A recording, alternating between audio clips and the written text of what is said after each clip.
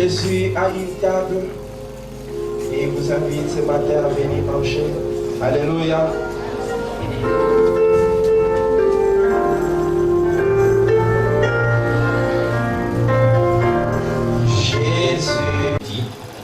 Que Dieu le bénisse aussi richement. C'est simplement une façon pour moi de dire que j'apprécie ces petites choses que vous faites pour moi. Voyez, j'ai 47 ans maintenant, j'ai beaucoup vieilli, vous voyez. Les vieilles personnes recherchent l'attention. Donc quand vous faites ça, c'est une bonne chose parce que je réalise qu'on s'occupe de moi. Des fois, on a besoin de ça de temps en temps.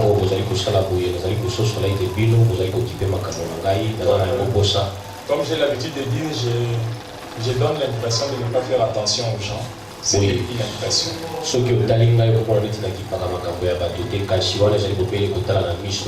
Beaucoup de gens disent ça, mais ce n'est qu'une impression. C'est ma manière à moi de me comporter. Je fais très attention à tout le monde. Et il y a des gens qui disent, oh, pasteur, tu t'occupes plus de nous, etc. Ce n'est pas vrai. Je m'occupe très.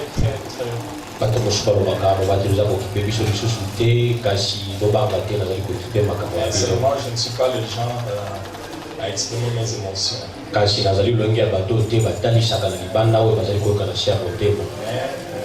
Je suis très sensible à tout ce qui se passe autour de moi.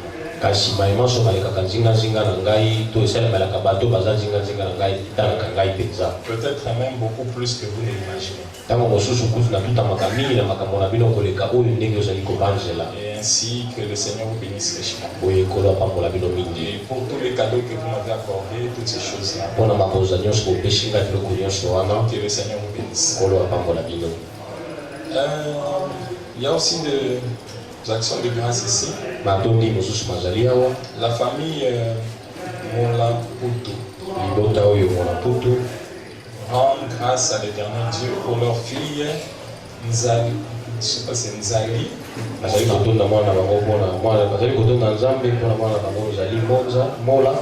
Rebecca. Qui a totalisé en date du 14 janvier 2014 ses 6 ans d'âge. Ainsi, demandons que notre Dieu la protège et l'accompagne durant son séjour sur la terre.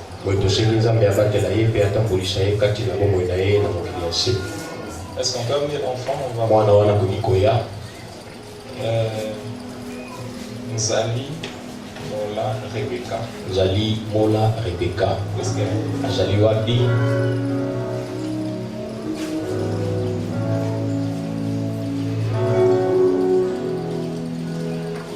Est-ce qu'on peut acclamer pour eux?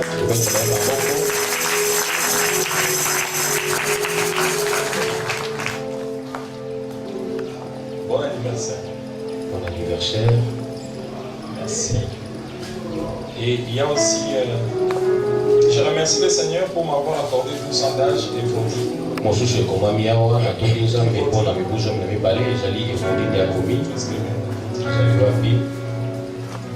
Bon anniversaire. Bon anniversaire.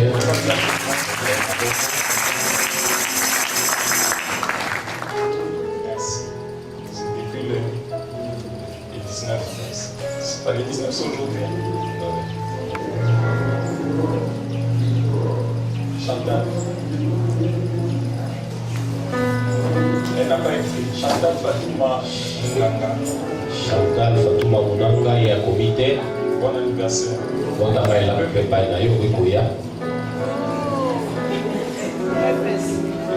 Et de là venir, frère Serge.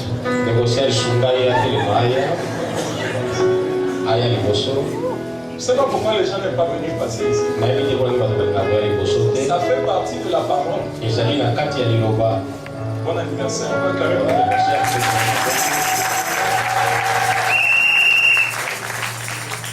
Ma petite soeur. Offrir les offrandes d'anniversaire, ça fait partie de la parole. Peut-être que vous ne le savez pas.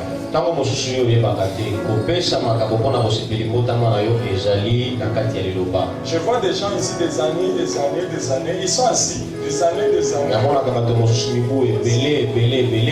Voyez comment ils risquent de honte.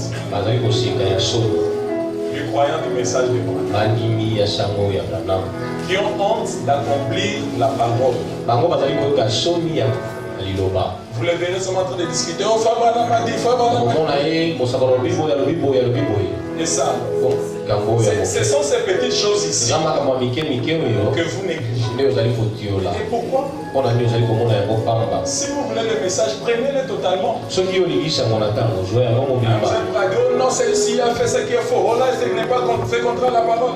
Mais ça.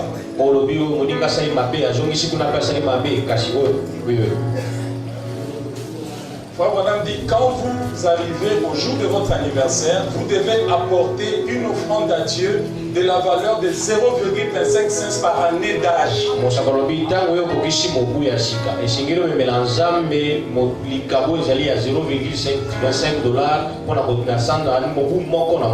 Chaque année que vous avez, vous prenez 0,25, vous multipliez ça.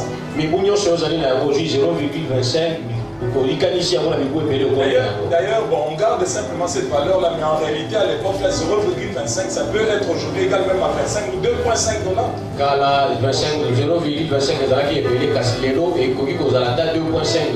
À l'époque de Frère Branham, 25 cents, aujourd'hui, c'est même 25 dollars ou 5 dollars ou 10 dollars.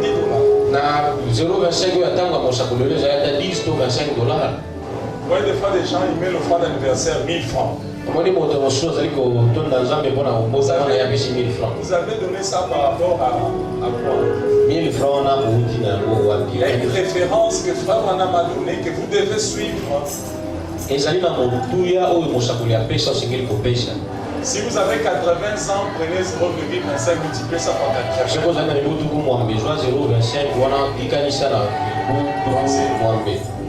Ça fait partie de la parole. Est-ce que vous me suivez?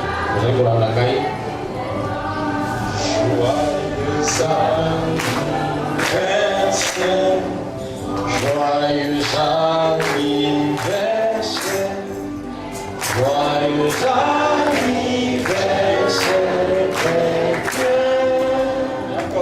joyeux anniversaire. Il y a encore une autre chose. J'adresse mes remerciements au Seigneur Jésus-Christ. Le Dieu d'Isaac, d'Abraham et d'Abraham. Pour mes 20 ans d'âge. Depuis le 13 janvier passé. Que son nom soit loué. À prière et qu'il m'accorde le désir de mon cœur. Il bénisse mon pasteur de mon église. La sœur Rebecca Moukouna. Sœur Rebecca Moukouna.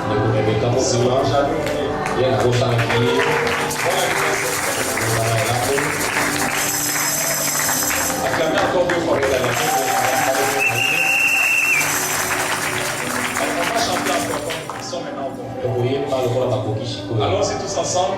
Joyeux anniversaire, joyeux anniversaire, joyeux anniversaire, joyeux anniversaire. Il y a une autre là qui vient d'entrer. Amène-moi celle-là. Celle-là. Elle est née le même jour que moi. Donc je connais sa date d'anniversaire.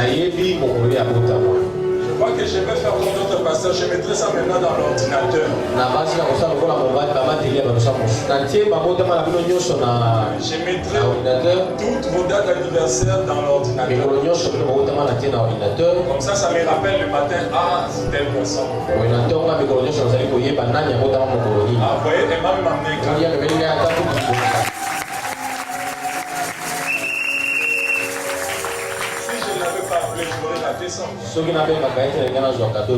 toutes choses concourent au bien de Seigneur. Bon anniversaire, sœur Mireille.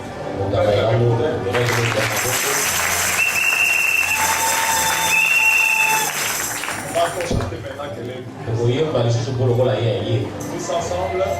Joyeux anniversaire, joyeux anniversaire, joyeux anniversaire, joyeux anniversaire.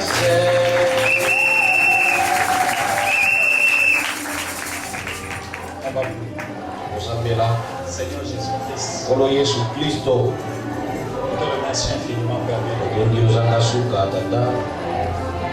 Parce que ce matin, Père, nous sommes venus dans ta présence pour te remercier. Combien tu nous as gardés, combien tu nous as préservés du mal, combien tu nous as guéris de nos maladies. Tu as déversé sur nous ta grâce. Et cette grâce nous a permis d'arriver jusqu'au jour de ce jour. Seigneur, nous te remercions. Merci pour notre vie. Voici ces offrandes d'anniversaire. Tes enfants sont venus pour te dire merci. Parce que tu es l'auteur de la vie éternelle. Et tu es l'auteur de la vie ici sur la terre. Chaque jour, Seigneur, tu nous réveilles dans ta bonté. Tu nous as gardés dans ta parole. Et nous croyons, Seigneur, que tu réserves encore de meilleures choses pour nous dans les jours à venir. Seigneur, nous te remercions. Bénis chacun d'entre nous. Permets que notre vie soit une vie de service. Que nous puissions te servir encore davantage avec plus de zèle. Et que notre vie puisse s'identifier à ta vie. Parce que c'est la raison de ta mort. Tu as pris notre place pour que nous puissions prendre la tienne. Ce matin, Seigneur, en signe de reconnaissance, avec un cœur rempli de gratitude, nous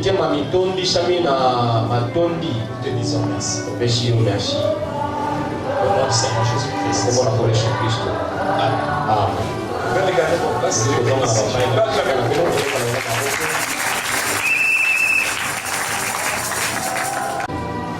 Parce que la Bible dit que quand il ouvrit le 7e psaume, il y eut dans le ciel un silence d'environ une minute.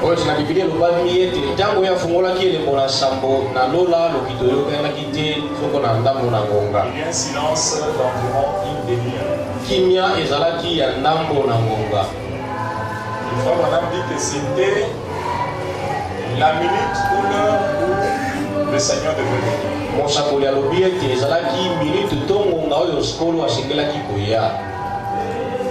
Et le 7e psaume a ramené Christ sur la terre. Des fois, ces choses sont comme des slogans.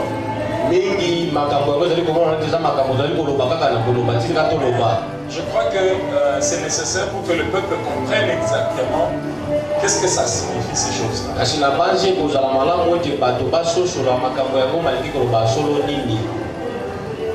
En fait, en réalité, quand Frère Branham dit que le 7e psaume a ramené Christ sur la terre,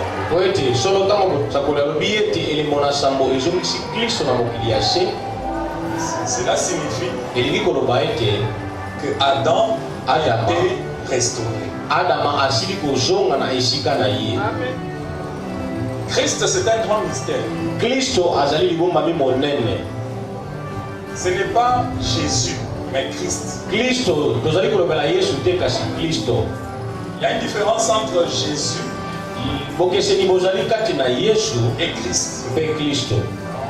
En réalité, Christ, c'est ce qui était dans Jésus.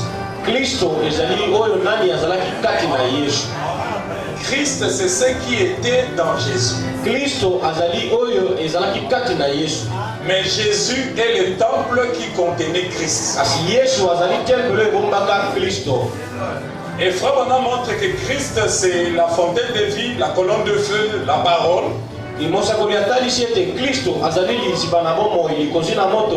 C'est ce qui habitait dans le corps.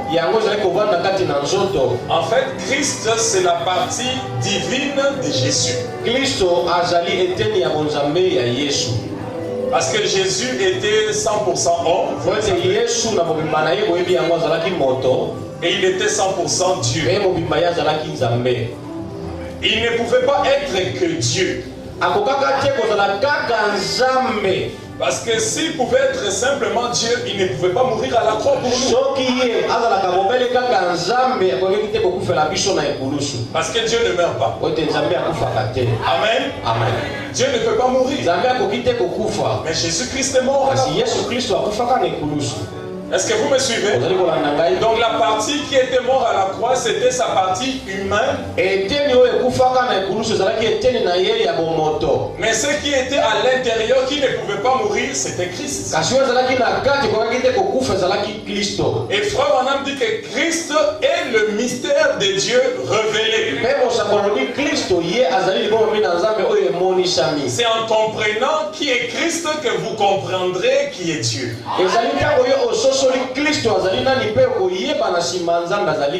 Et Frère Branham a prêché un message qu'il a intitulé Christ identifié comme étant le même au travers des âmes.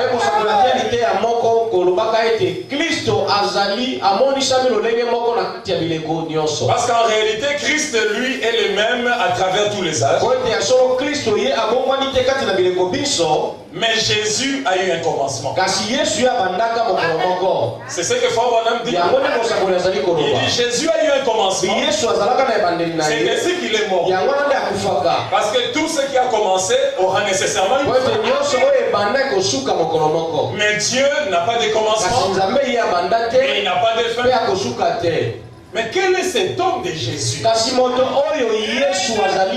Qui est-il exactement?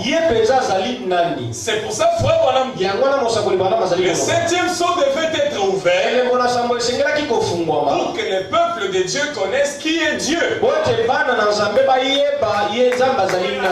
En réalité, quand Adam était sur la terre, Adam était le fils de Dieu. Le fils de Dieu, ce n'est pas Jésus-Christ, c'est Adam. C'est Adam que Dieu avait placé sur la terre comme le fils de Dieu. Parce qu'Adam était sorti de Dieu. Adam était Dieu. En réalité, Adam n'était qu'une autre étape de Dieu.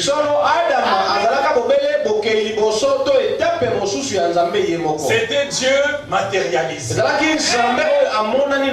C'était la parole faite chair. Parce que Dieu, l'Esprit, était le Père. La colonne de feu était le Fils. Et Adam, comme on a dit, il était le Saint-Esprit. C'était lui le fils de Dieu. Mais c'est quand Adam est tombé. C'est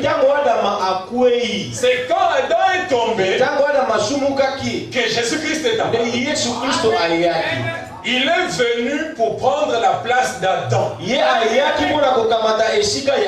Si vous comprenez jusque-là, dites amen. Il est venu prendre la place d'Adam pour élever Adam. Il ne pouvait pas garder cette place éternellement. Il devait simplement garder cette place-là temporairement. Payer le prix et permettre à Adam de venir récupérer sa position. Et dès qu'Adam reprend sa position, lui quitte cet endroit. En réalité, il remet le pouvoir, il remet l'autorité, il remet la divinité à celui qui en était l'auteur. C'est ainsi que Frère Branham dit, le 7e mystère que Dieu va révéler, ce sera celui de Christ. Soit de Dieu, en qui toute la sagesse et la divinité est restaurée à l'homme. Dans le 7e mystère, Jésus quitte les lieux d'intercession. C'est ce que Jean a vu. Il a dit l'agneau a quitté les lieux d'intercession. Parce qu'il a gardé cet endroit pour purifier cet endroit jusqu'à ce que l'homme apparaisse. Parce que la perfection de l'évolution de la nouvelle création sera l'homme parfait. Et quand cet homme-là paraîtra, Jésus quitte la place. Et l'homme rentre à sa place. Parce que la place là, c'est la place de l'homme. En réalité, Jésus-Christ est Dieu. Amen. Et à la création, Dieu s'était assigné les domaines célestes. Mais la terre appartenait à Adam. Donc Dieu ne peut pas quitter le ciel pour venir s'installer. Parce que la terre ici, c'est pour Adam. Ah, là, vous m'avez pas. C'est ça même tout l'essence de la restauration. Restauration signifie ce qui était déjà qui est ramené. C'est ça même la rédemption. Ça signifie que nous devons rentrer dans les tableaux du jardin d'Éden. Et dans les tableaux du jardin d'Éden, Christ était en Adam. Adam avait le titre de propriétaire. Adam dominait sur la création. Adam était Dieu sur la terre. Et Dieu était le Dieu de l'univers. C'est ça le schéma vers lequel nous nous dirigeons. Quand Jésus-Christ est venu sur la terre, est-ce que vous me suivez toujours? Suivez-moi très bien. Parce que le 7e saut, c'est une autre façon de raconter l'histoire de la rédemption.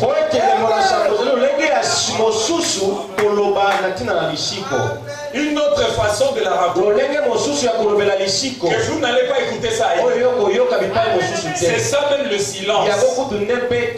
Cette histoire-là est dans la Bible, mais sous forme codée. Sous forme de symboles, de signes, de paraboles. Quand Jésus-Christ est venu sur la terre, c'était pour montrer à l'humanité qu'est-ce que l'homme. C'est pour ça que Dieu est devenu homme. Parce que après la chute, l'homme n'était plus ce qu'il était. Alors il fallait que Dieu lui-même descende, qu'il se fasse homme, afin de montrer aux hommes qu'est-ce que l'homme.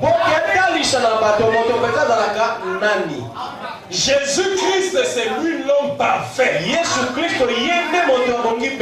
Le modèle que Dieu a montré à l'humanité pour que les autres suivent son exemple. Amen. C'est ainsi que Jésus-Christ parlait.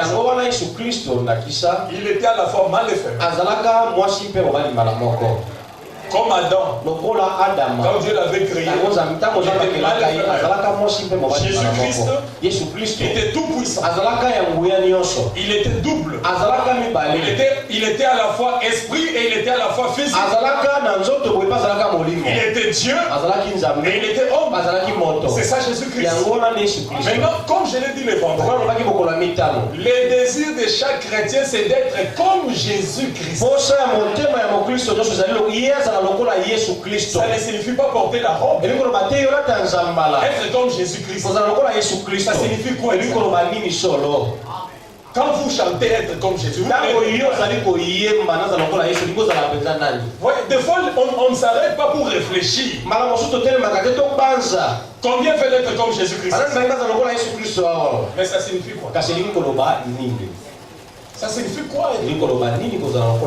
Porter la robe? boire du vin. Parce que Jésus buvait. Combien le savent? Oui. C'est écrit dans la Bible. Vous voulez boire le vin aussi? Vous voulez faire quoi? Laisser la barbe? Ou dormir dehors sous les arbres? Qu'est-ce que vous voulez faire?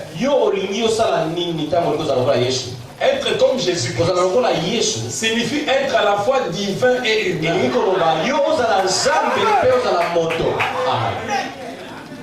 À certains moments, vous pouvez manifester la faiblesse. Comme Jésus-Christ, il pouvait avoir faim.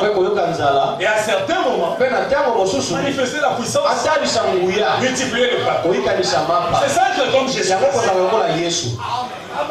On ne peut pas être que fort tout en étant dans la chair. À certains moments, on peut déployer l'humanité. À un autre moment, la divinité. C'est ça qu'était Jésus-Christ. Être 100% Dieu. Et 100% homme. Jésus savait qui il était. Il a laissé un modèle pour que les hommes comprennent que c'est ça qu'était Adam. Il pouvait maîtriser la nature. Il pouvait ressusciter les morts. Il pouvait arrêter la tempête. Il pouvait faire tout ce qu'il voulait. Mais tout en restant humain. Mais sauf que même le diable n'avait pas la capacité de repérer sa divinité. Mais pourtant il était Dieu. Et la Bible dit, Jésus-Christ étant égal à Dieu. Amen. N'a pas trouvé cela comme une chose étrange que d'être comme Dieu. J'ai regardé cette traduction, je ne sais pas comment on l'a traduit. Franchement, la traduction, c'est vraiment un problème. Si vous lisez ce verset-là en anglais, il est écrit que Jésus-Christ n'a pas trouvé cela comme s'il volait quelque chose, que si c'est considéré comme Dieu. Mais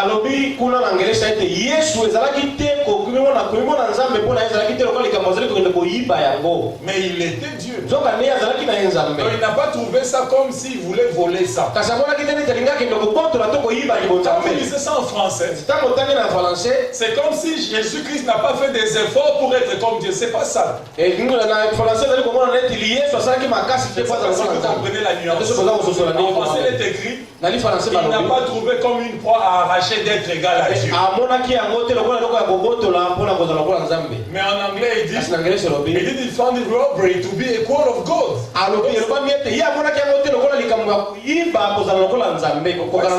Ça a deux sens différents.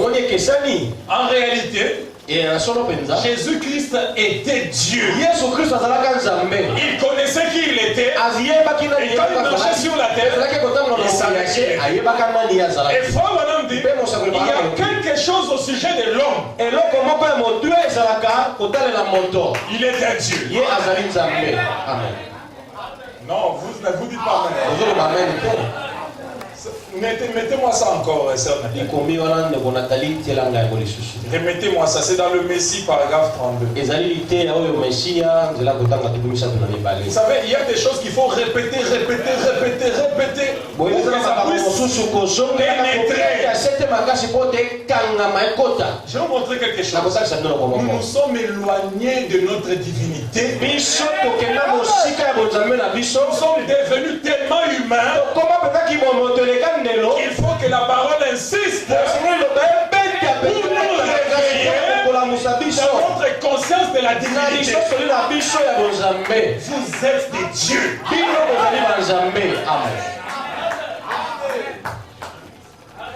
C'est pas moi qui l'ai dit. C'est frère Branham. C'est la Bible qui l'a dit. Petits enfants, vous êtes des dieux. Frère Branham dit, il dit au paragraphe 32 là, le Messie. C'est 32, n'est-ce pas? Je ne sais pas comment ils ont compris ça. C'est dans le bas. Faut pas dit. Il y a quelque chose à propos de l'homme. C'est un Dieu. Il fut créé pour être un Dieu. Son but ici sur la terre, c'était d'être un Dieu, d'avoir la domination sur tout ce qui se trouve sur la terre. C'est ça le but. Donc le but de l'homme ici sur la terre, c'est d'être un Dieu. Dites encore amen. D'avoir la domination sur tout ce qui se trouve sur la terre. Même les produits de la terre doivent produire parce que l'homme a la domination sur ce monde. Si vous avez besoin de quelque chose, la nation doit vous obéir. Parce que vous êtes un Dieu sur la terre. Dieu vous a créé pour dominer. C'est ça même votre but. Ce n'est pas d'être ballotté par les circonstances, ballotté par les conditions, ballotté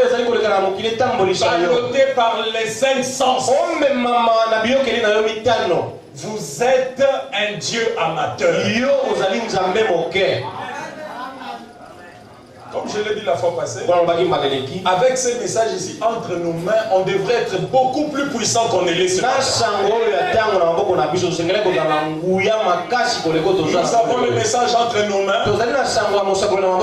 et nous marchons comme des malheureux sur la terre, en train de mendier le pain.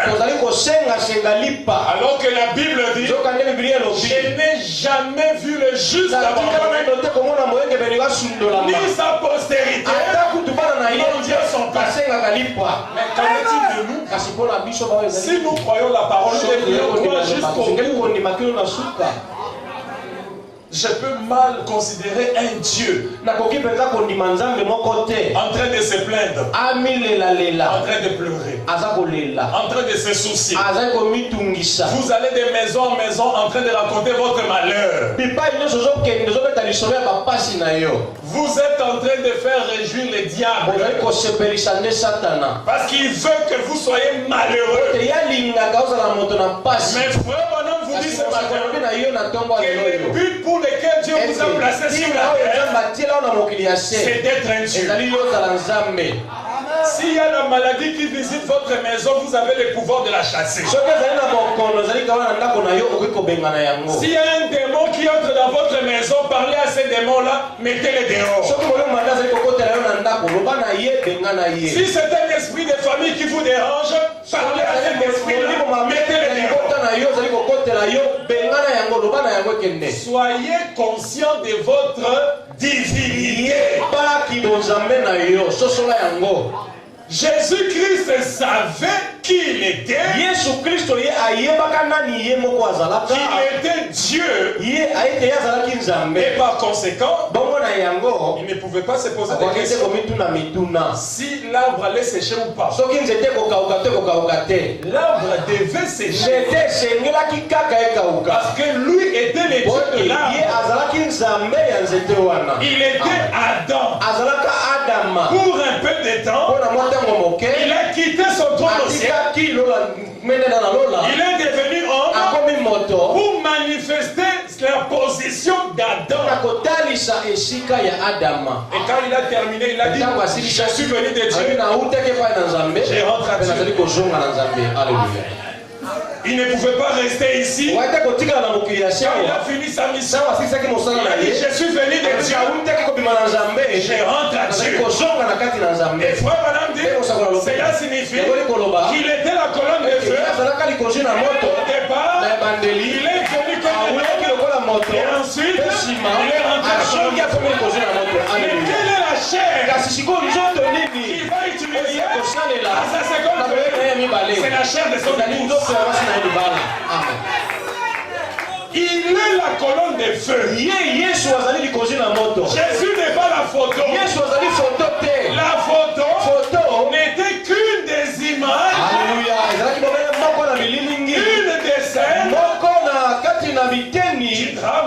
Mais aujourd'hui, il y a une autre image que le même Dieu l'image qu'il utilise maintenant, c'est l'épouse. C'est pour ça que la seconde venue est mystérieuse.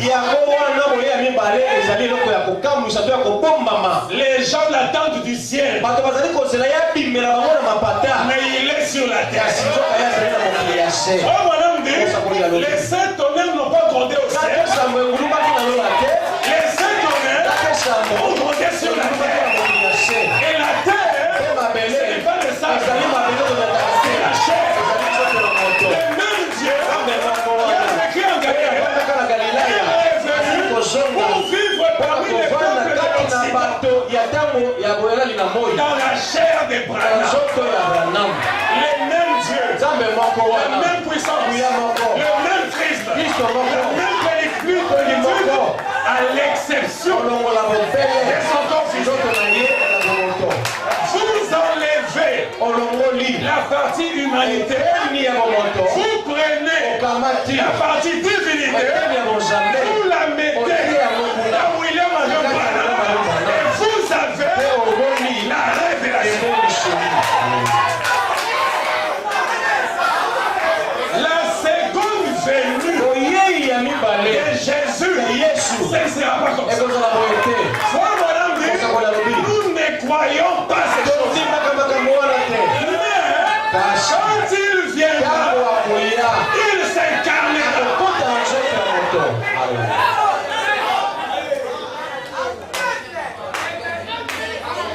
Souvent les gens demandent comment cela se fera-t-il que seuls les gens qui croient le message iront dans l'enlèvement? C'est ça la réponse. Parce que l'enlèvement, c'est une révélation. Dieu a caché la chose dans un homme. Il n'est que ceux qui verront l'homme.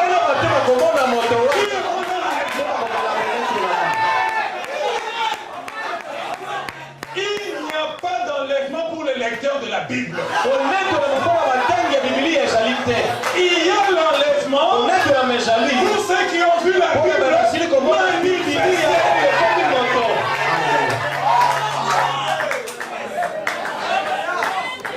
C'est là que toutes les églises sont écartées. C'est là que toutes les religions sont écartées. Le ciel aujourd'hui, Malachika. C'est ça la pierre de scandale. Dieu savait que le seul endroit où il peut cacher le ciel, c'est dans un puits.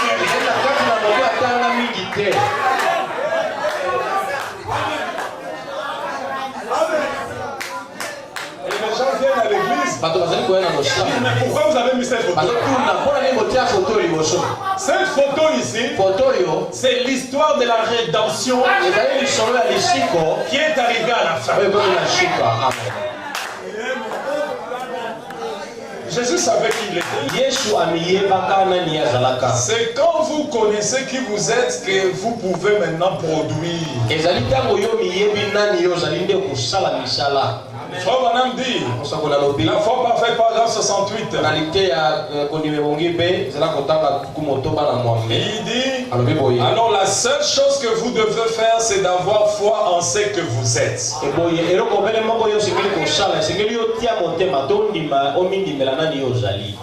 Vous avez suivi ça? Qu'est-ce qu'il faut faire pour que j'obtienne les résultats dans la prière? Qu'est-ce que je dois faire pour que je sois guéri? Qu'est-ce que je dois faire pour être délivré? Qu'est-ce que je dois faire pour que Dieu me réponde? Certains montent à la montagne. Ils vont prier à Mangengenge. D'autres font des jeûnes. D'autres passent la nuit à l'église. Mais frère Branham dit, la seule chose que vous deviez faire, pour obtenir ce que vous devez faire, mais c'est la seule. Voilà pourquoi les pentecôtistes font beaucoup de bruit et ils ont peu de résultats.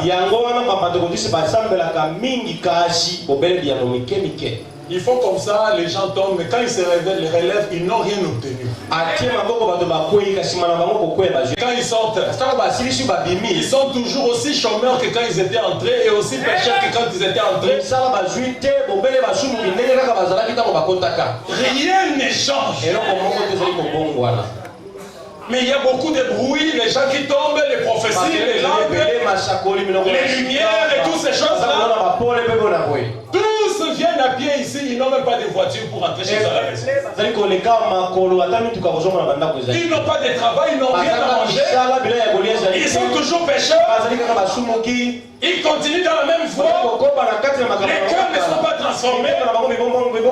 Mais les gens sont tombés. Il n'y a aucune écriture qui dit que quand vous êtes délivré, vous devez tomber.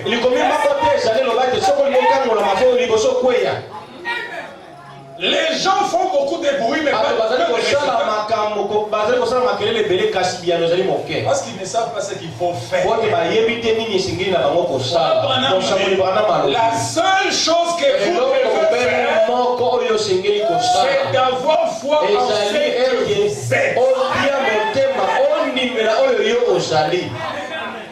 En ce que vous êtes. Ayez foi dans ce que la parole dit que vous êtes.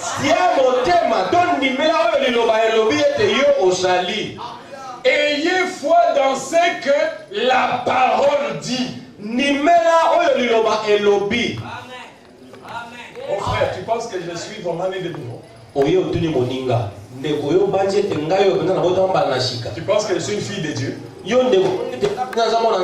penses que je suis un enfant de Dieu? C'est comme les gens qui viennent me poser des questions.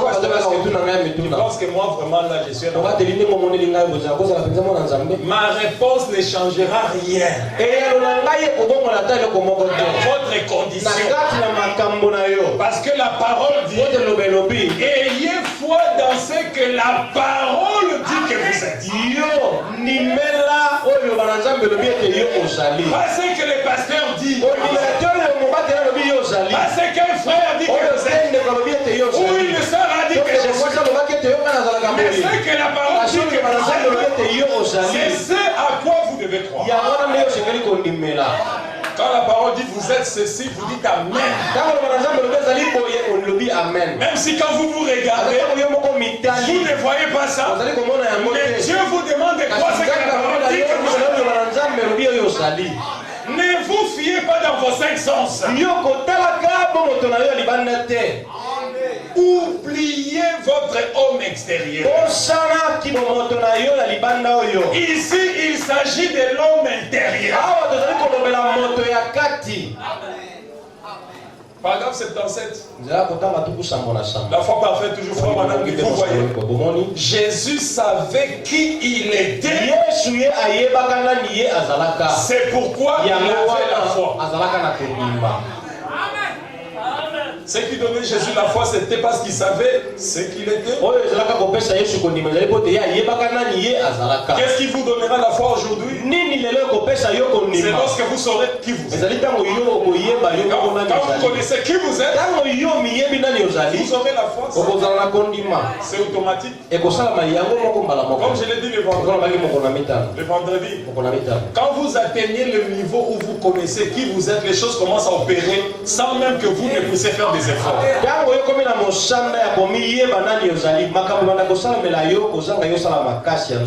Parce que même la nature va reconnaître que vous avez reconnu votre position.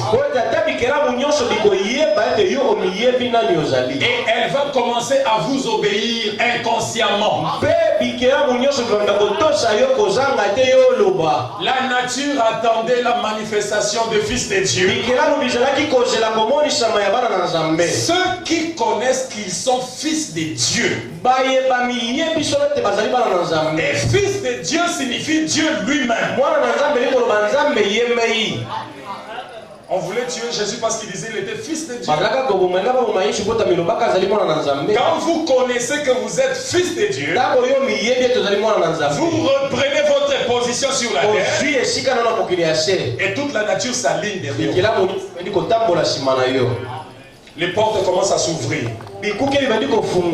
Celles qui étaient restées fermées vont s'ouvrir. Vous commencez à avoir des réponses sans prière. Regardez William Branham. Il recevait des réponses sans prière. Il entre seulement dans une maison. Les malades qui sont dans cette maison-là sont guéris. Et il sort, les gens sont guéris. Même le jour de sa mort, le pavillon où on l'a admis, tous ceux qui étaient dans ces pavillons ont été guéris. Et ils sont sortis.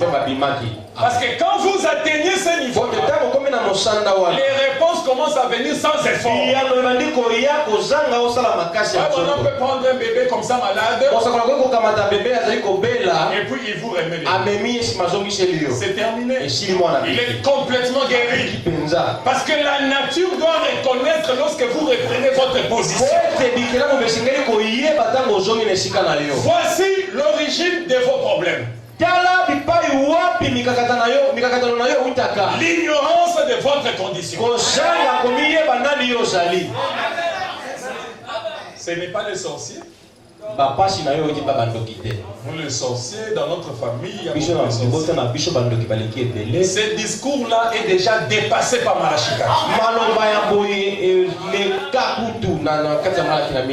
Oh, c'est l'oncle, c'est ceci, c'est mon frère, c'est ma soeur, les gouvernements, au Kabila, qui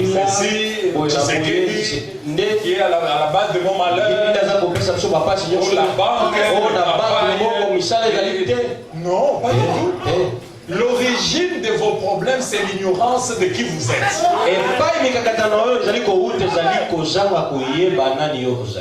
Les jours où vous comprenez qui vous êtes, c'est la fin de vos problèmes. Regardez Job. Quand il passait par là, il était en train de passer par des moments difficiles. Quand Dieu est descendu, alléluia, quand Dieu est descendu, il a dit Job, tiens-toi sur tes pieds. Je veux t'enseigner. Job s'est levé. Dieu lui a dit Saint-Terrain. Saint-Terrain. Où étais-tu quand j'ai posé la fondation de la terre et que les étoiles du matin poussaient les cris des jours? Ce que Dieu a fait, il a ramené Job à considérer ses origines pour que Job reconnaisse qu'il n'est pas un simple mortel, quelqu'un que le diable peut prendre et s'amuser avec lui, mais qu'il ait une étoile du matin,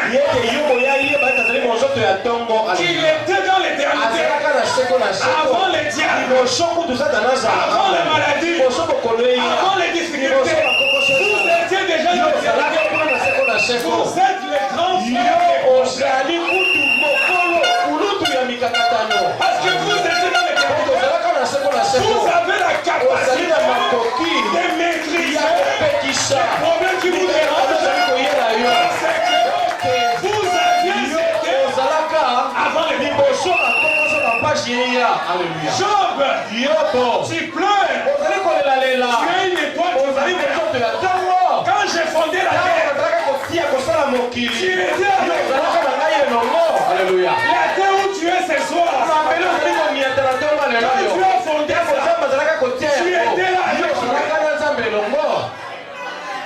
Comment cette terre peut te faire du mal? Vous avez fondé ça avec Dieu. Parce que tu étais dans le logos. Amen. Toi, tu étais avec Dieu quand il créait. Maintenant, les problèmes arrivent sur la terre que toi-même tu as créée. Et puis tu pleures. Mais c'est toi qui as créé ça. Quand Job a écouté ça, la Bible dit il y a eu des éclairs, il y a eu des tonnerres, et Job s'est relevé. Il a nettoyé ses vêtements. Le temps de pleurer est terminé. Il a dit, je sais.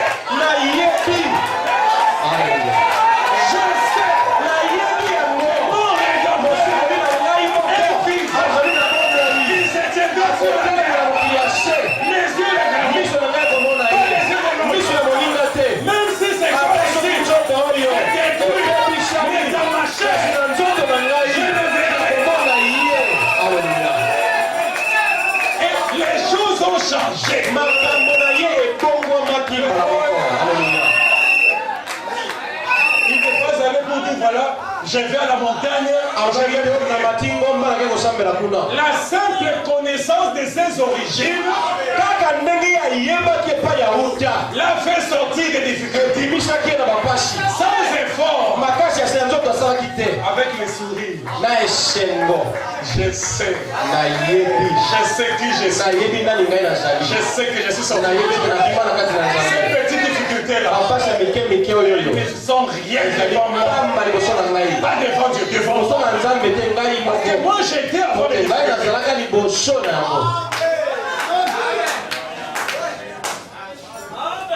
Jésus savait qui il était, c'est pourquoi il avait la foi. La foi peut produire lorsqu'il sut ce qu'il était.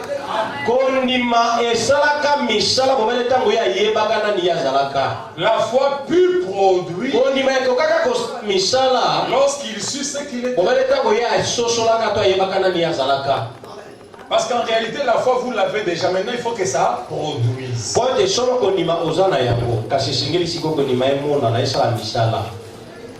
La semaine prochaine, on va entrer maintenant dans vous là pour voir un peu le problème qu'il y a à l'intérieur.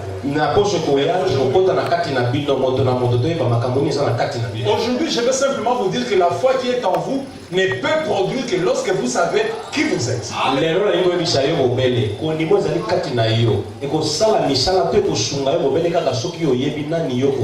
Et ça va produire automatiquement. Et vous aurez maintenant les résultats. Parce que si vous demeurez en moi et que ma parole demeure en vous, alors vous savez qui vous êtes. Alors demandez ce que vous voulez. Et cela vous sera. Vous voyez les parenthèses là?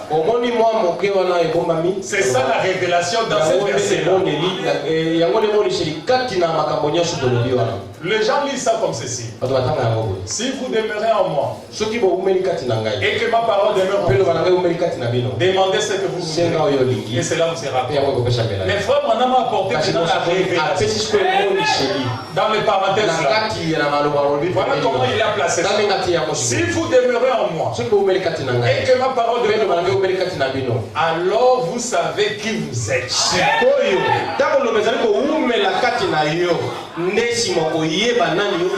C'est ça la condition maintenant pour demander ce que vous voudrez et cela vous sera. L'erreur que les gens commettent, c'est qu'ils demandent sans savoir qui ils sont. Comme je l'ai dit le vendredi. Oh, moi pauvre pécheur. Oh, le dernier d'entre tous. Oh, je n'ai rien à vous dire ici à la chair. Si tu n'as rien à dire à la chair, tu descends. Tu dois venir en sachant que tu es un serviteur de Dieu. Et Dieu t'a commissionné pour faire ces travaux. Et que tu vas donner les meilleurs de toi-même pour les peuples de Dieu. Parce que le peuple de Dieu est venu pour recevoir les meilleurs. Il y a des choses qu'on considère comme humilité, mais ce n'est pas l'humilité. C'est de l'hypocrisie et de la bassesse. Non, l'humilité, ce n'est pas ce que vous dites. L'humilité, c'est ce que vous êtes. Et vous n'avez pas besoin de le dire. Les gens le verront. Parce que c'est ce que vous êtes. Quand vous le dites, c'est parce que vous ne l'avez pas. Quelqu'un qui est humble ne dit jamais que je suis humble. Vous voyez quelqu'un dit là, oh non, il est là dans l'humilité, essayez de le rencontrer là dehors.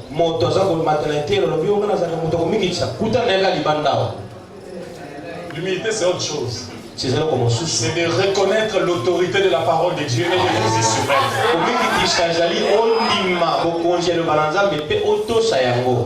Amen. Si vous demeurez en moi et que ma parole demeure en vous, alors vous savez qui vous êtes. Demandez ce que vous voudrez et cela vous sera accordé. Vous devez savoir qui vous êtes. Est-ce que je suis sauvé? Est-ce que je ne suis pas sauvé? Si tu es encore à ce niveau-là, tu ne recevras rien. Paragraphe 93. Toujours la foi parfaite. Vous devez être sûr de ce que vous êtes bien aimé. Comme je l'ai dit le vendredi, ce n'est pas de l'orgueil. C'est de l'honnêteté. Vous devez connaître qui vous êtes. L'orgueil, c'est prétendre être ce que l'on n'est pas. Mais l'honnêteté, c'est reconnaître ce que l'on est. Et d'en être fier. Oui, je suis, alléluia, un fils de Dieu. Et je crois le message de Branham. Je suis venu de l'éternité. Je rentre dans l'éternité. Peu importe ce que vous dites. Voilà, je suis racheté. Que le monde le veuille ou pas, que les pasteurs l'acceptent ou pas, que les frères et les sœurs ne le reconnaissent ou pas, ça doit être une révélation personnelle. Vous n'avez pas besoin de confirmation. Le Saint-Esprit lui-même confirme dans votre esprit que vous êtes un enfant de Dieu. C'est un témoignage céleste. Quand vous êtes sur cette base-là, demandez ce que vous voulez. Parce que la foi ne peut produire que lorsque vous connaissez qui vous êtes. Par exemple, notre foi, Madame B, Jésus avait la foi parfaite. Il avait. Alléluia. Amen. Il avait. Et elle vint parce qu'il était la parole.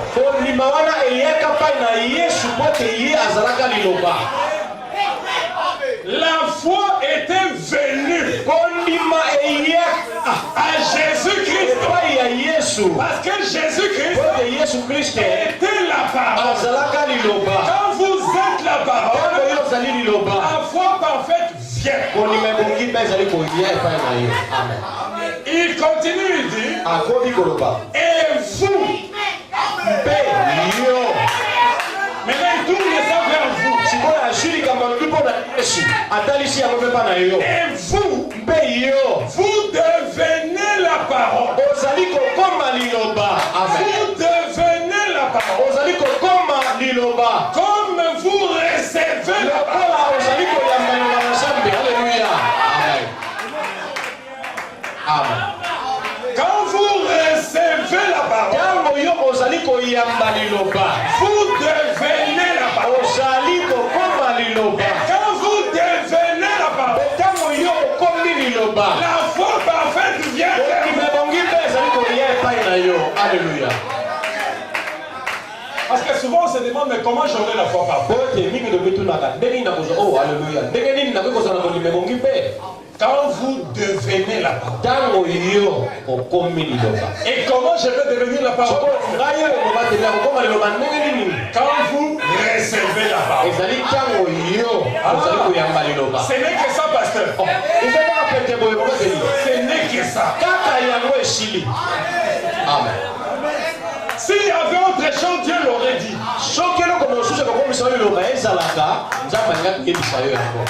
C'est pour ça la chose la plus importante, c'est de recevoir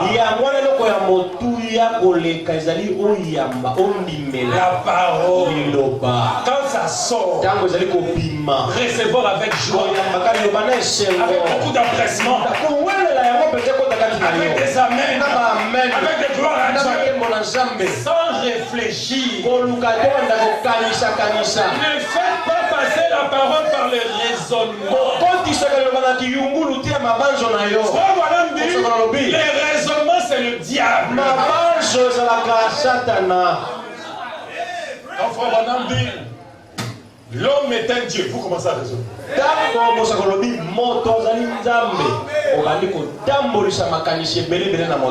Quand vous raisonnez là, vous ne recevez pas.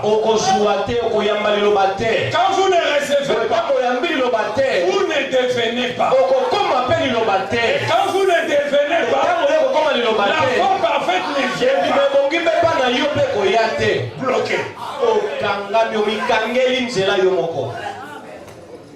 Oh, vraiment, la parole fait cher là, la parole fait cher là. La parole fait cher. Vous réfléchissez. Vous ne recevez pas. Et quand vous ne recevez pas, vous ne devenez pas. Et quand vous ne devenez pas, la foi parfaite ne vient pas. Bloqué. Vous essayez ceci, ça marche. Vous essayez ceci, ça marche pendant un temps. Ça s'effondre. Vous touchez ici, ça casse. Mais il faut rentrer dans l'origine. Vous êtes un bon frère. Vous êtes une bonne soeur. Dieu ne peut pas épuiser. Vous ne pouvez jamais épuiser la bonté de Dieu.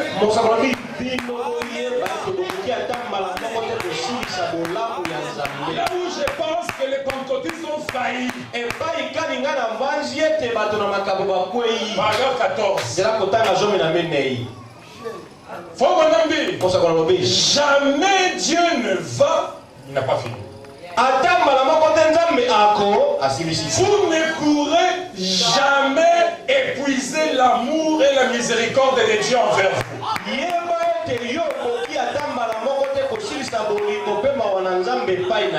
Vous dites, eh bien, je n'aime pas trop te déranger, papa. Il veut être dérangé. Dieu veut que vous le dérangez. Frère Branham dit, il le veut. Ne pensez jamais que vous pourriez demander trop à Dieu. Jamais. Ne pensez jamais que vous pourrez demander trop à Dieu. Même les petites choses là. Seigneur, je n'ai plus de montre ces jours-ci. J'ai besoin d'une montre.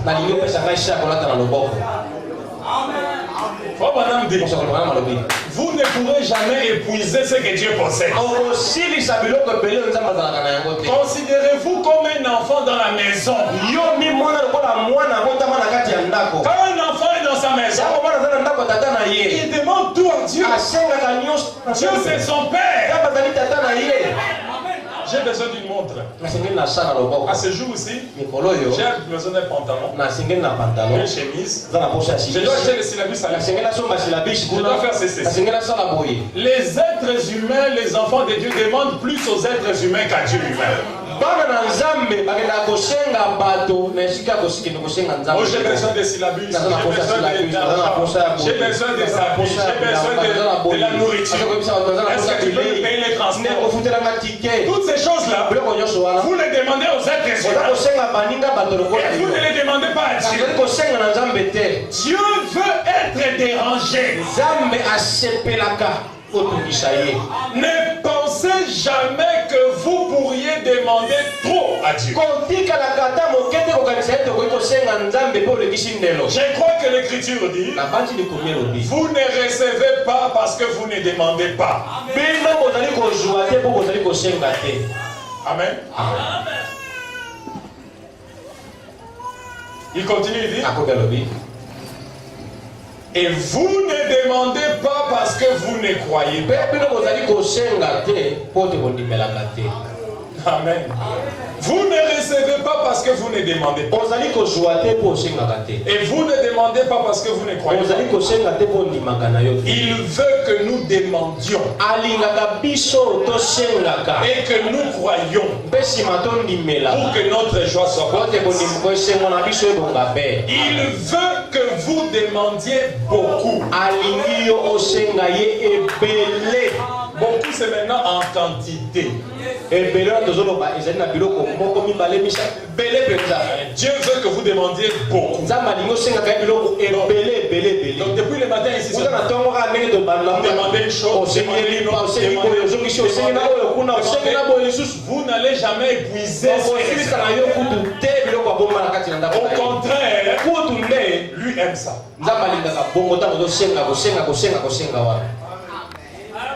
Les êtres humains, des fois, quand vous lui demandez trop, abaye. C'est ça l'être humain. Peu importe combien il est bon ou généreux. Vous lui demandez le matin, lui demandez à midi, les soirs il vous chasse. C'est ça l'être humain. Mais Dieu, vous lui demandez maintenant. Pendant que je prêche ici, vous n'avez pas besoin d'attendre la fin de la prédication. S'il y a un besoin qui vous traverse l'esprit, parlez-lui. Parce que lui sonde les cœurs et les cœurs. D'ici la fin de la prédication, vous pouvez me lui demander 50 choses. Lui, il veut que vous demandiez beaucoup. Ça, c'est le premier aspect. Le deuxième aspect, demandez des grandes choses. Il dit demandez des grandes choses. D'abord, beaucoup. Ensuite, en qualité maintenant. Demandez des grandes choses. Écoutez, ça c'est Branham qui dit ça. Peut-être que vous pensez que c'est frère Salem. C'est la parole autant que la parole fait chair. L'incarnation. Donnez à cette parole la même valeur. Demandez des grandes choses. Ne limitez pas votre foi à quelques petites graines de moutarde. Vous demandez les riz, vous demandez les poissons. Vous demandez les transports pour Frère Branham dit, ne limitez pas votre foi. Montez ici. À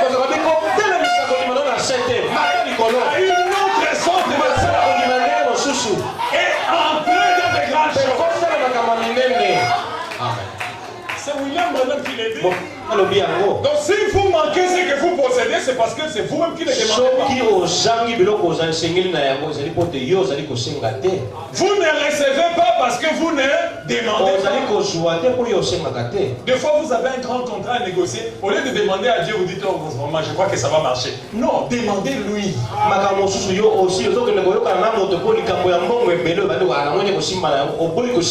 Dieu a déjà mis à votre disposition toutes choses, mais il attend à ce que vous vous demandez.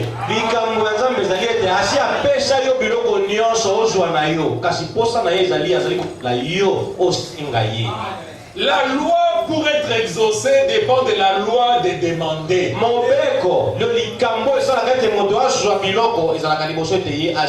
Parce que Dieu a placé l'homme sur la base du libre arbitre. Vous devez exprimer votre propre volonté. Tout est là. Mais vous devez demander pour exercer votre propre volonté. Voulez-vous obtenir cela, oui ou non? C'est ça la propre volonté. La propre volonté est un rideau qui vous sépare de l'exaucement.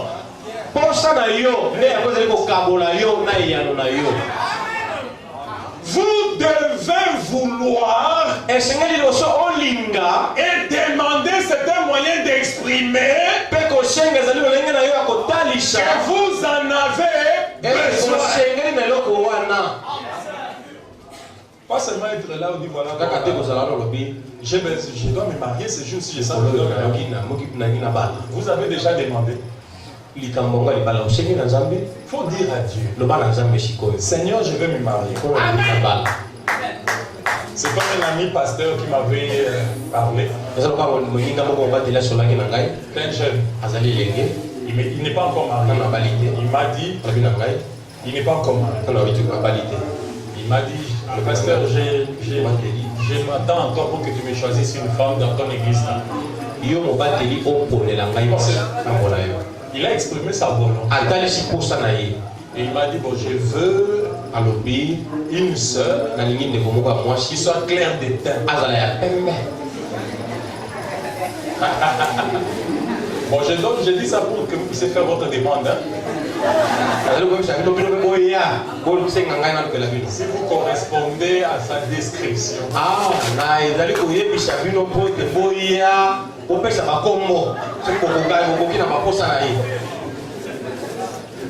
C'est un jeune missionnaire, il est encore beau, élégant. Il me dit, non pasteur, je veux une sœur qui soit claire de teint, élancée, avec une petite tête.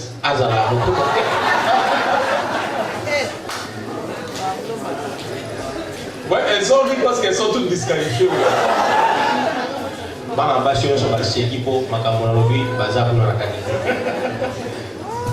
Pour avoir à la fois une sœur qui soit élancée, claire de teint, une petite tête, c'est beaucoup de conditions là.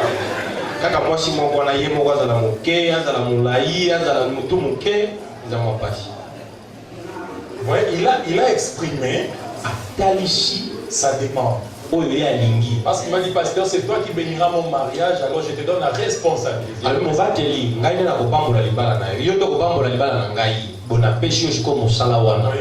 Et c'est une façon d'exprimer. Dieu veut que vous demandez. Ouais, ce qu'il a exprimé là pour moi, il devait le faire chez Dieu. Ce que vous désirez là, ayez le fair play de l'exprimer à Dieu.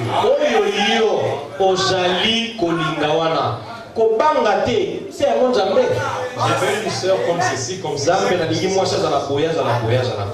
qui aime la parole de Dieu, qui vient à l'église, qui va bien prendre soin de moi, soin de mes enfants, et qui va faire ceci, qui va bien tenir ma maison. Parlez-en à Dieu parce que c'est votre propre volonté. Et demandez des grandes choses. Montez, parce que les grandes choses sont tout aussi faciles à recevoir que les petites choses.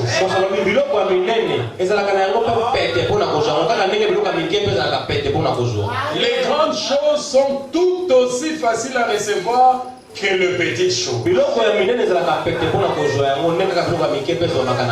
la même foi qui vous donne les petites choses, c'est la même foi qui vous donne les grandes choses.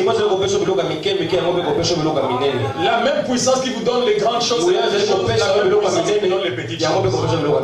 Donc ne mettez pas dans votre tête, ça c'est grand, ça va traîner, ça c'est petit, ça va venir rapidement. Vous devez simplement, vous n'avez qu'à croire.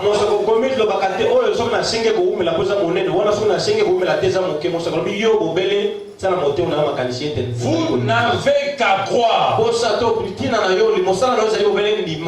C'est tout. La foi est simple. Quand vous demandez, Seigneur, je veux que j'ai toujours l'argent de transport pour venir à l'église, pourquoi vous ne demanderez pas une voiture? Ce serait mieux, n'est-ce pas?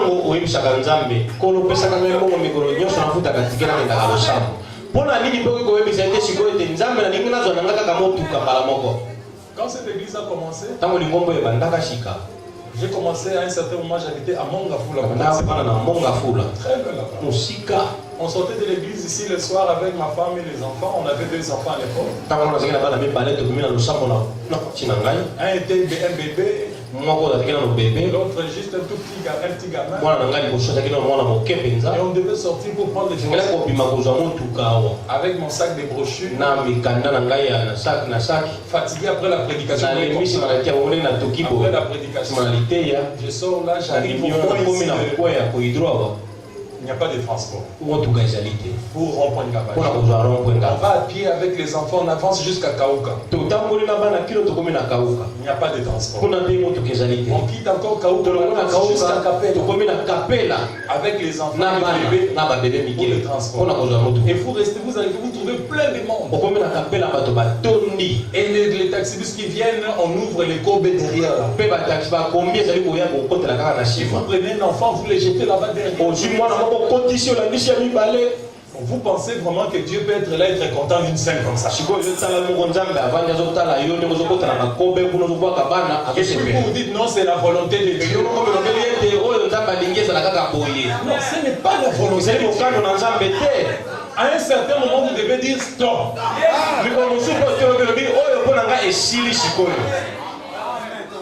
Pour quelle raison vous allez vous exposer comme ça, vous entrez par là derrière et puis des fois il y a quelqu'un qui est resté. Et puis parfois les autres descendent encore parce que l'un est resté. J'arrive à la maison vers 23h fatigué. Alors je me suis dit, Seigneur, est-ce que j'ai besoin d'une voiture? J'ai besoin d'une voiture. L'église n'était qu'un petit groupe comme ça, qui ne pouvait même pas m'acheter une voiture ni rien de tout. Et comme Dieu fait les choses à sa manière, un jour seulement comme ça, du jour au lendemain, je me réveille un matin, le téléphone sonne. Je prends le téléphone. On dit c'est toi, mais c'est un passe aux Nations Unies. Il y a une interview à faire. J'ai fait l'interview. Tu es engagé. Et là, on m'appelle. Signe le contrat. Fais le contrôle médical. Et on m'a envoyé quelque part dans la forêt. J'ai dit à l'église, ça coïncidait avec mon repos. J'ai dit, je vais me reposer pendant 3 mois. Et avec cet argent-là que j'ai eu, quand j'ai démissionné, j'ai acheté ma première voiture. C'était une Mazda. C'était l'accomplissement de la volonté. Parce que les grandes choses sont tout aussi faciles à obtenir que les petites.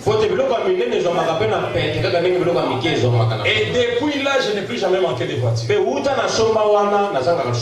D'une voiture à une autre, d'une voiture à une autre. Jusqu'à ce jour, je suis, je ne sais pas, ma 5e voiture. Parce que j'ai estimé que quelque part, j'en avais besoin.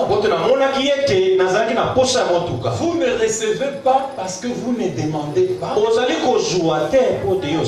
Et vous ne demandez pas parce que vous ne croyez pas. Et vous ne croyez pas que vous pouvez obtenir les grandes choses. Mais vous croyez que vous pouvez trouver l'argent de transport. Il vous faut la foi pour tout ce que vous faites. Il dit même pour vous lever de la chaise sur laquelle vous êtes assis. Il vous faut la foi pour vous lever. Mais prenez cette foi-là que vous avez, que vous allez vous lever. Appliquez cela à ce que vous demandez.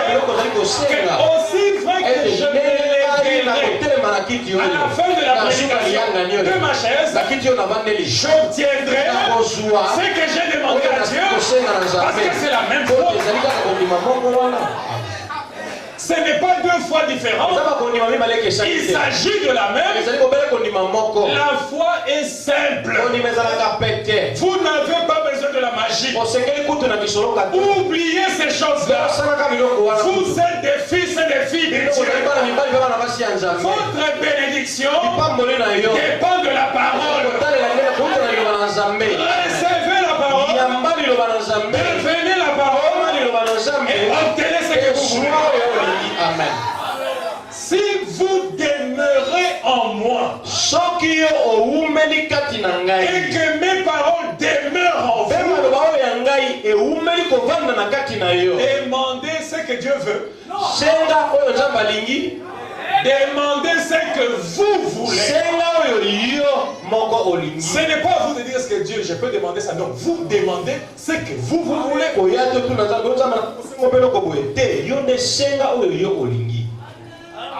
Je pense que ce n'est pas honnête de penser que nous ne devrions pas prêcher ce genre de prédication.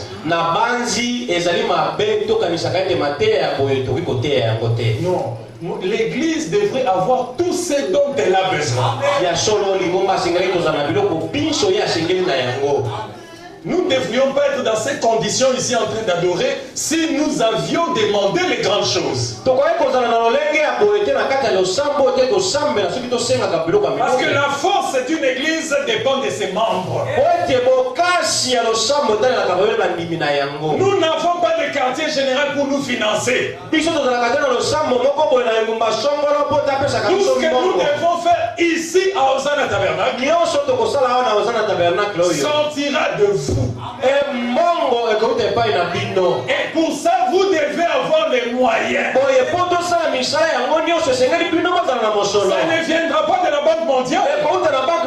L'œuvre de Dieu a besoin de moyens que vous possédez. Et moi, ma prière, c'est que Dieu vous bénisse et que vous ayez les moyens pour accomplir l'œuvre de Dieu. Je ne demanderai à personne. Jamais. C'est peut-être aussi une question d'éducation et de culture. Je me souviens quand j'étais jeune, mon père a perdu le travail.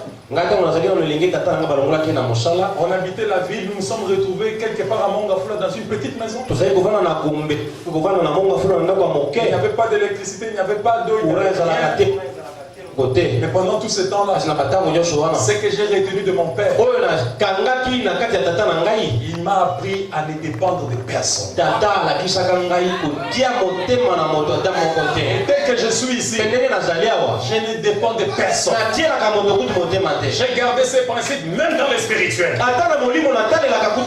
Peu importe combien Dieu vous a béni, vous ne me manipulerez jamais. Votre argent, c'est pour vous et pour l'œuvre de Dieu. Ça ne m'influencera jamais dans quoi que ce soit, parce que je suis un fils de Dieu. L'or et l'argent appartiennent à l'Éternel. On pouvait passer 2 jours sans manger à la maison. Je connais la famille. Quand vous me parlez de ce, je connais très bien les difficultés par lesquelles chacun d'entre nous.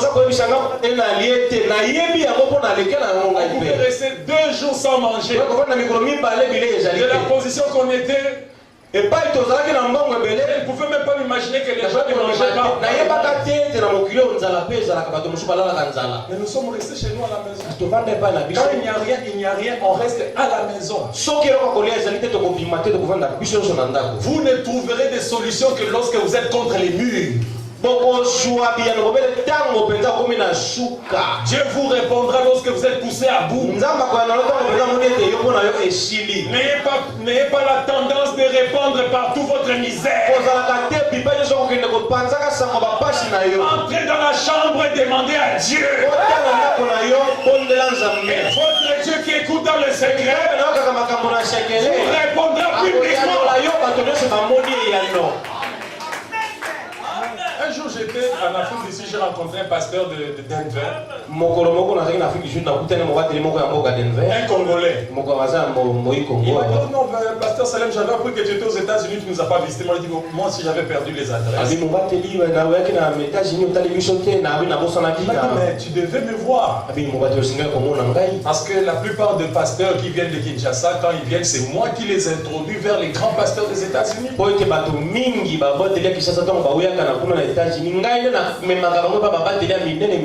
lui ai dit oui, mais c'est extraordinaire. Et il m'a dit, ils viennent chez moi, je les amène, on leur donne des 50 000, des 150 000 dollars qu'on leur donne pour leurs églises. Il m'a dit ça c'est un secret. Quand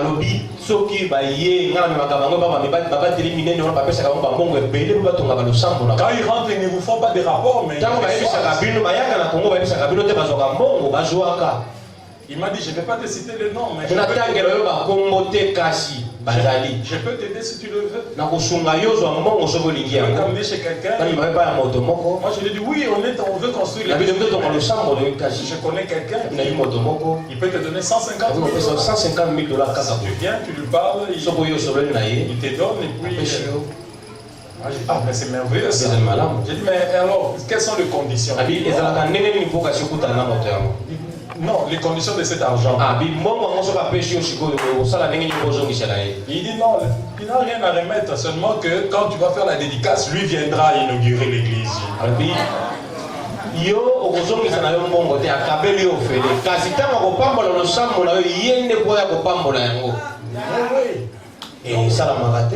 Non, pas question. Ce n'est pas à cause de ton argent que tu dois me dicter qui tu vas venir dédicacer l'église. Je n'accepterai les dictats de personne, peu importe qui tu sois. Que tu sois Obama ou bien le plus grand de tous les pasteurs, non. Notre pasteur à nous, c'est le Saint-Esprit.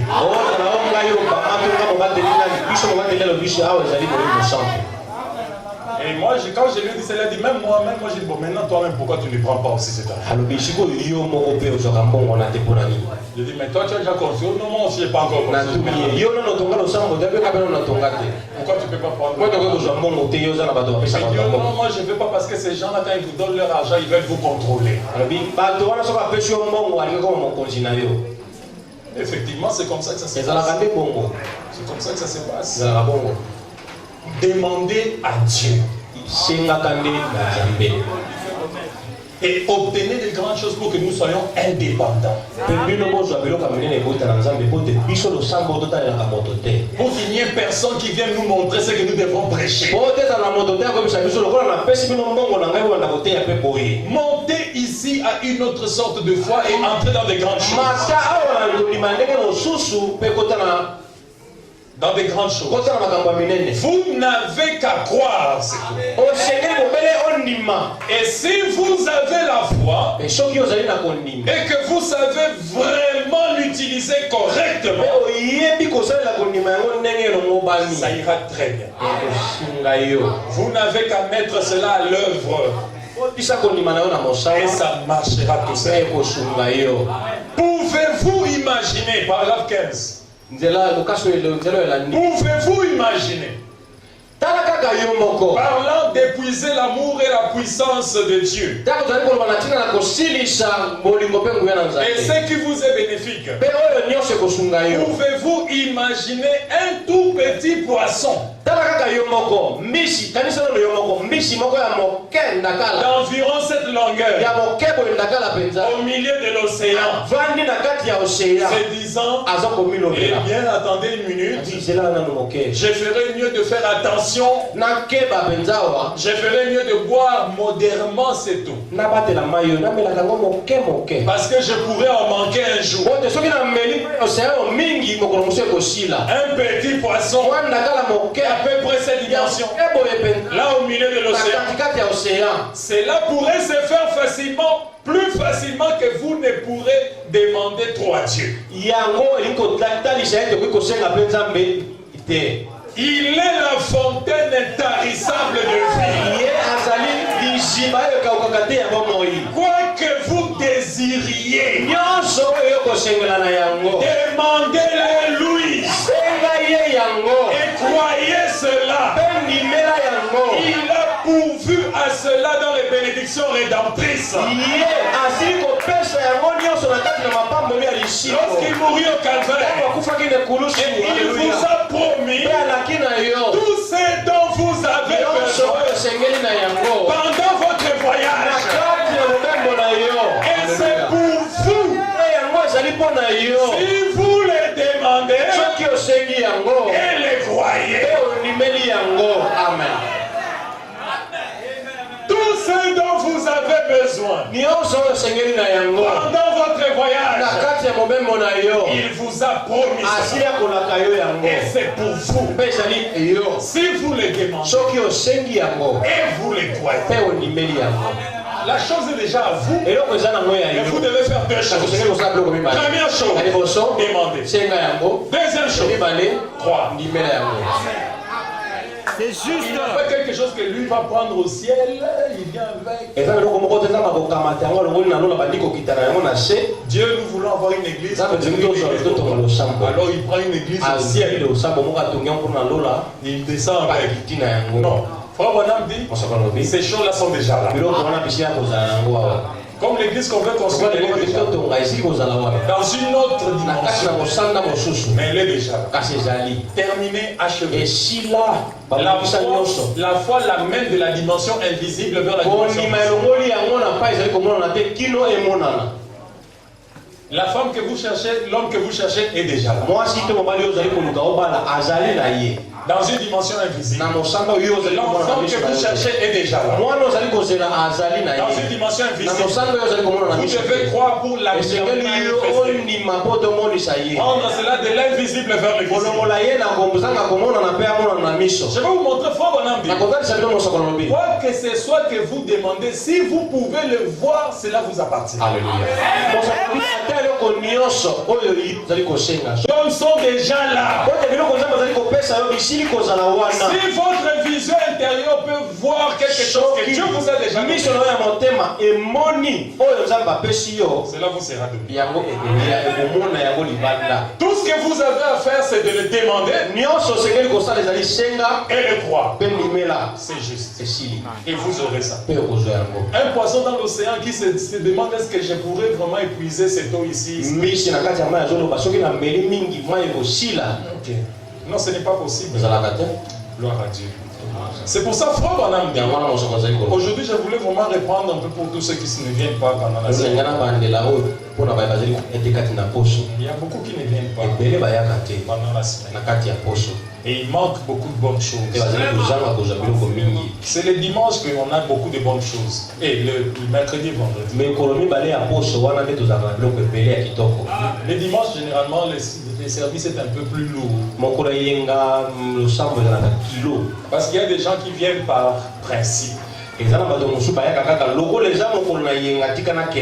le mercredi et le vendredi, les gens viennent par devoir, par amour. Et ils ont le sacrifice, ils viennent pour écouter la parole, ils sont bien disposés. Beaucoup de ceux qui viennent les dimanches, ce sont des gens qui viennent pour qu'on voit qu'il est venu. Et ça alourdit le service. Mais je dois quand même remettre certaines choses pour que nous soyons ensemble. Je n'arrêterai pas cette série de réunions sans que j'ai senti l'effet. Je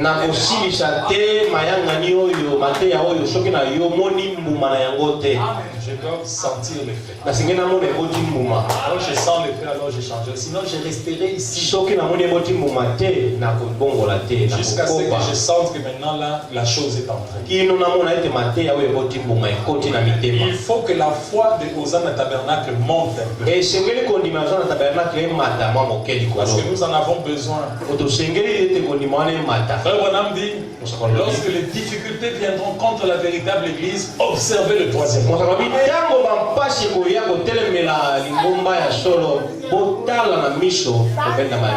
Observez le troisième point. C'est pour ça que je prêche ici, pour que vous puissiez observer le troisième point. Parce que les temps difficiles sont en vue pour débloquer la chose. Observez le troisième point, ça va entrer en action. C'est un mystère le troisième point. C'est une puissance cachée. Ce n'est que quand on veut nous faire du mal que ça se révèle. C'est ça le troisième point. Ça dort. Mais si vous voulez faire du mal, ça se réveille. Et ça se réveille et puis ça réagit. C'est pour ça que Frère Branham dit, quand on commencera à nous maltraiter, à boycotter la véritable église, on va commencer à les opprimer, la chose va s'élever. Parce qu'elle est là. Aussi sûr que je vous parle ce matin, le troisième poulet est ici.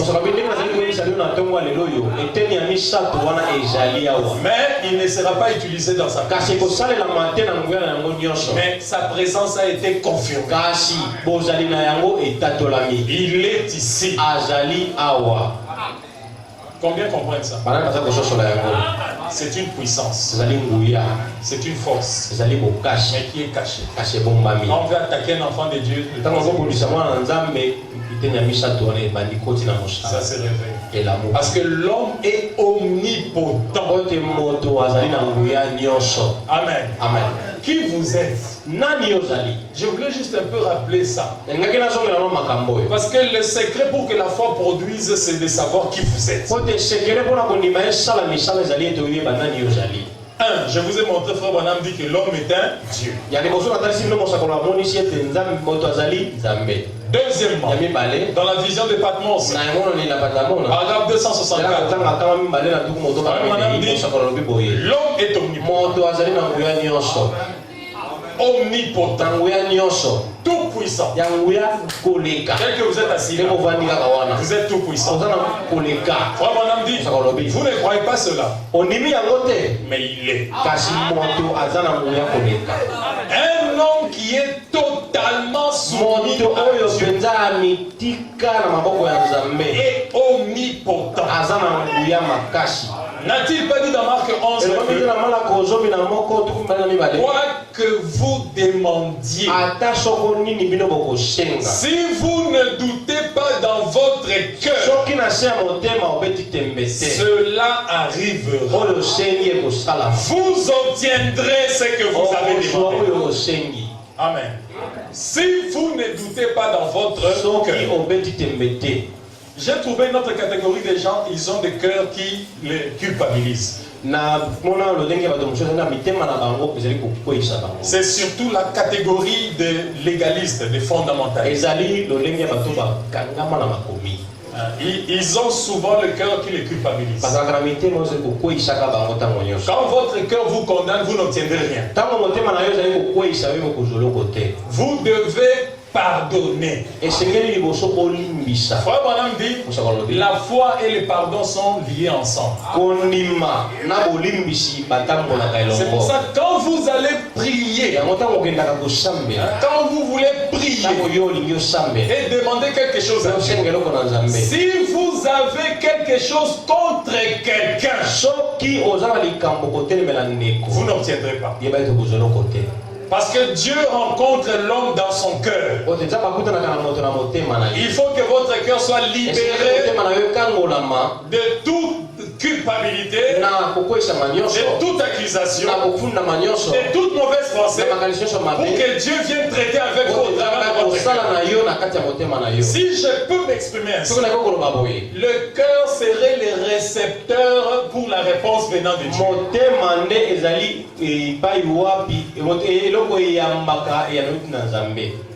Quand vous priez, d'ailleurs, pourquoi ça devrait attendre jusqu'à ce que vous priez? Vous ne devriez avoir des problèmes contre personne. Parce que la Bible dit, ne devez rien à personne. Normalement, un chrétien ne devrait avoir des problèmes avec personne. Mais si jamais il vous arrivait d'avoir un problème contre quelqu'un, et que vous n'avez pas pardonné et mis cela en ordre, cela bloque votre foi. Le canal par lequel l'Esprit de Dieu devrait passer pour vous répondre est bouché. Les gens qui ont des problèmes avec les gens, ce sont des gens qui ont aussi des problèmes avec eux-mêmes.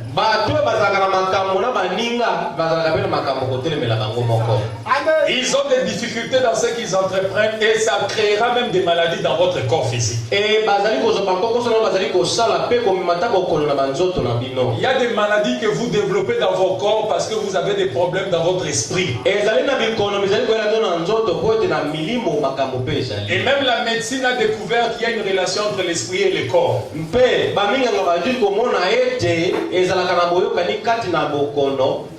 Et Frère Branham l'atteste.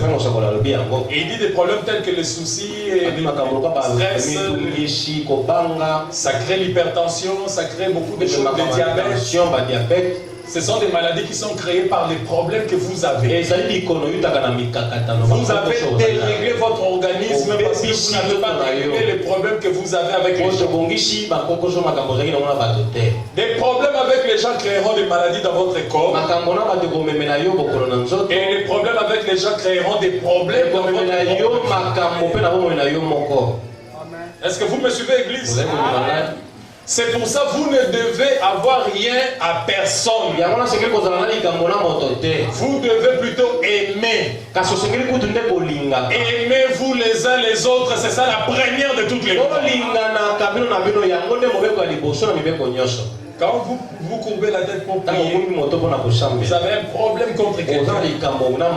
La Bible dit pardonnez. Pardonnez. Pardonnez, même si c'est la personne, mais si vous avez quelque chose contre.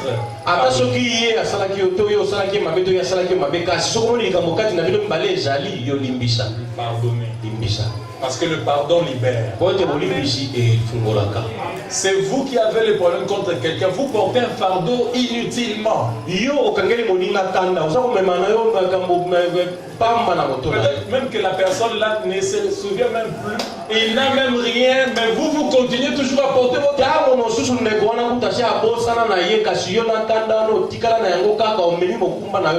Et ce que vous portez là va commencer à agir sur votre organisme et à créer des maladies. Et vous allez chercher les sorciers. Et ce n'est pas des sorciers, c'est vous-même. Le pardon libère. La foi est basée sur le pardon. C'est quand vous pardonnez que vous vous libérez.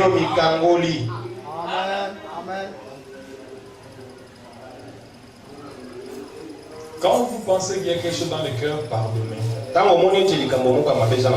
Parce que vous devez libérer votre cœur. Normalement, vous ne devriez avoir des problèmes avec personne. Comme la Bible le dit, autant que cela dépend. Si cela dépend, soyez en paix avec tout le monde. C'est votre frère, c'est votre soeur.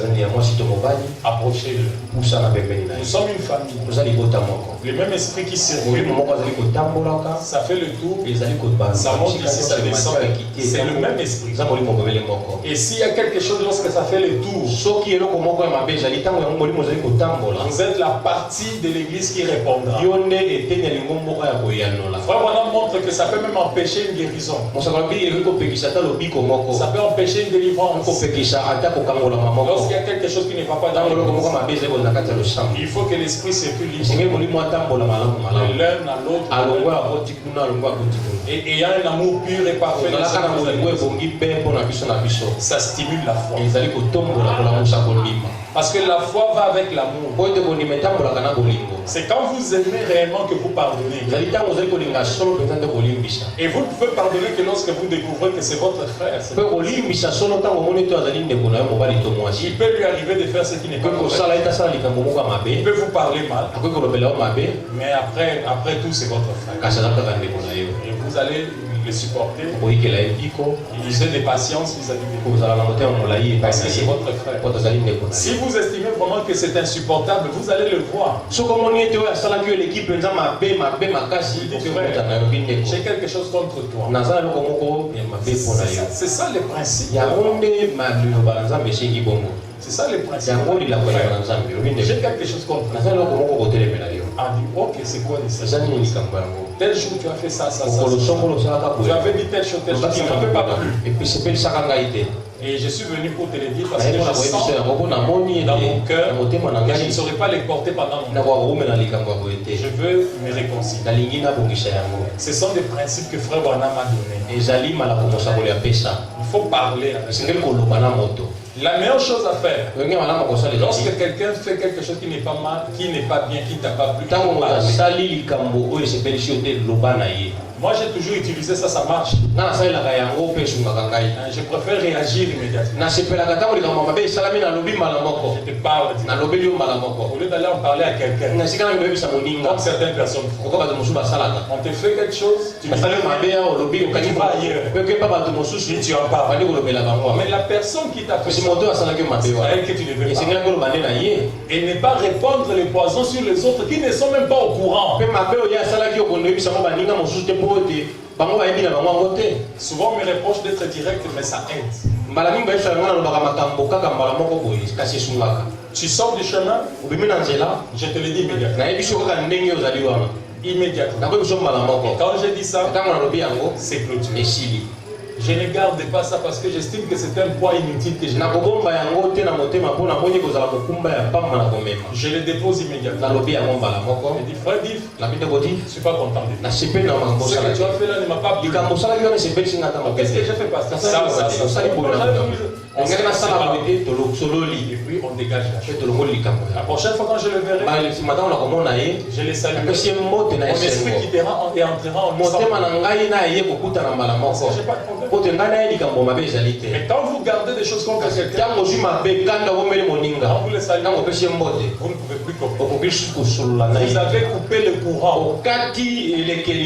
Et le Saint-Esprit n'apprécie pas cela. Vous devez vous réconcilier pour qu'il puisse continuer à passer entre vous. Quand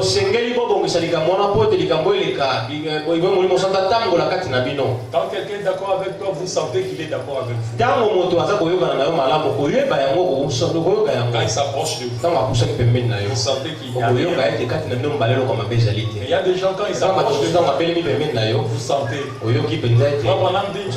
Il y a quelqu'un qui était venu dire que Dieu vous bénisse. Le prophète dit, c'est un hypocrite. Je savais qu'il ne croyait pas ce qu'il disait. Il y a des gens comme ça. Nous sommes une fraternité pour le bien du groupe et pour le bien individuel de chacun d'entre nous. Nous devons garder notre cœur pur. S'il y a un problème, approchez directement la personne qui est concernée. Libérez-vous de ça. Non, ça, je veux libérer ça. Et puis vous mettez ça en ordre. Et quand vous irez prier, vous allez sentir que la foi s'élève librement. Et vous obtiendrez ce que vous voulez. Vous avez saisi ça, église? Il ne suffit pas de demander. Il ne faut pas que votre cœur doute. Si vous ne doutez pas dans votre cœur, cela arrivera. Mais si vous doutez, cela n'arrivera pas. On va en parler mercredi. Je vais maintenant entrer un peu l'intérieur. Parce qu'il y a des blocages qui vous arrivent, qui ont leur origine dans votre intérieur. Chez Dieu, il n'y a pas de problème. Dieu. Non, il n'y a pas de problème. Ce que vous lui demandez là, il a donné depuis le premier jour quand vous avez prié. Depuis le premier jour, il avait déjà donné ça. Le problème, c'est vous. C'est vous. Et on va un peu essayer de focaliser ça. Voir ce que le prophète parle de comment on peut débloquer l'intérieur pour permettre maintenant à la chose de se matérialiser selon la loi de la foi. Que le Seigneur vous bénisse.